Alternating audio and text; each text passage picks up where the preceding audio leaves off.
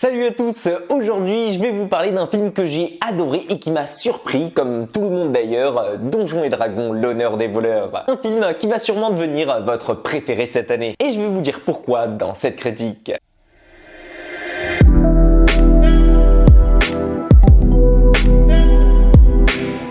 Après plusieurs essais infructueux d'adaptation au cinéma, je vous laisserai d'ailleurs aller voir la vidéo de JDG là-dessus, la saga Donjons et Dragons retente sa chance aujourd'hui avec aux commandes cette fois-ci Jonathan Goldstein et John Francis Daley, les scénaristes de Spider-Man Homecoming et de Comment tuer son boss. Mais ce n'est pas tout car il fait aussi la part belle à un casting particulièrement succulent. En effet, dans ce nouvel opus, vous allez pouvoir suivre la pétillante Michelle Rodriguez, le séduisant Chris Pine ou encore et surtout le talentueux Hugh Grant. Rien que ça. Vous les suivrez donc ici à travers une toute nouvelle histoire, celle de Elgin et Olga, respectivement un barde et une barbare, qui vont chercher à se venger d'un ami commun qui les a trahis pour les livrer aux autorités. Seulement voilà, cela fait désormais plus d'un an qu'ils sont enfermés en prison et qu'ils ont abandonné en quelque sorte leur petite fille derrière eux. Tout ça à la base pour récupérer la tablette de vie qui devait permettre de ramener la femme de Chris Pine d'entre les morts. Seulement voilà, comme leur ami commun leur a tourné le dos et préféré une voie plus sombre et plus mégalo, eh bien nos deux acolytes vont devoir former une nouvelle équipe pour lui rendre la monnaie de sa pièce et reprendre ce qui leur appartient. Et c'est donc